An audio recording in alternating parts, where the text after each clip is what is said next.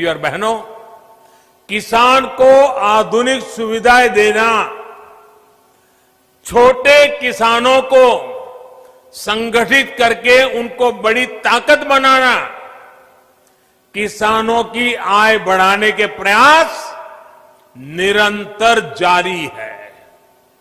बीते सालों में फसल बीमा हो या सिंचाई, बीज हो या बाजार, हर स्तर पर काम किया गया है। प्रधानमंत्री फसल बीमा योजना से देश के लगभग 4 करोड़ किसान परिवारों की मदद हुई है। प्रधानमंत्री कृषि सिंचाई योजना से लगभग 87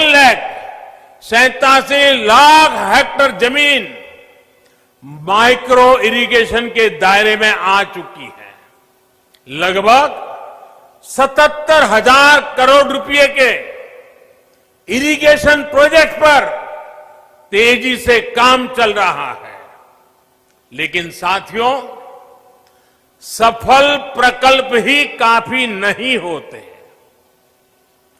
इसके साथ साथ किसानों को उस बड़े और व्यापक मार्केट का लाभ भी मिलना चाहिए जो हमारा देश, दुनिया के बड़े बाजार हमारे किसानों को उपलब्ध कराते हैं। इसलिए विकल्प के माध्यम से किसानों को सशक्त करने का रास्ता अपनाया गया है। किसान हित में किए गए कृषि सुधार ऐसे ही विकल्प किसान को देते हैं। अगर किसान को कोई ऐसा खरीदार मिल जाए जो सीधा खेत से उपज उठाए, जो ट्रांसपोर्ट से लेकर लॉजिस्टिक के हर प्रबंध करे और बेहतर कीमत दे, तो क्या किसान को अपनी उपज उसे बेचने की आजादी मिलनी चाहिए कि नहीं मिलनी चाहिए? भारत के कृषि उत्पाद पूरी दुनिया में मशहूर है।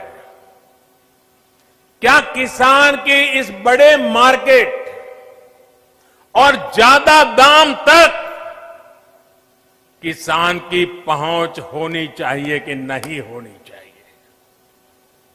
अगर कोई पुराने सिस्टम से ही लेन देन को ठीक समझता है तो उस पर भी इस कानून में कहां कोई रोक लगाई है भाई? साथियों, नए कृषि सुधारों से किसानों को नए विकल्प और नए कानूनी संरक्षण ही तो दिए गए हैं।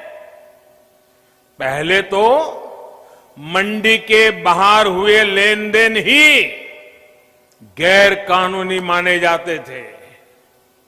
ऐसे में छोटे किसानों के साथ अक्सर धोखा होता था, विवाद होते थे, क्योंकि छोटा किसान तो मंडी पहुंच ही नहीं पाता था। अब ऐसा नहीं है।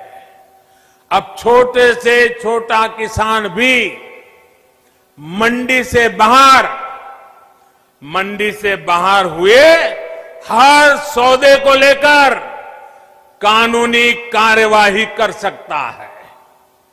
यानी किसान को अब नए विकल्प भी मिले हैं और छल से, धोखे से उसे बचाने के लिए कानूनी संरक्षण भी मिला है।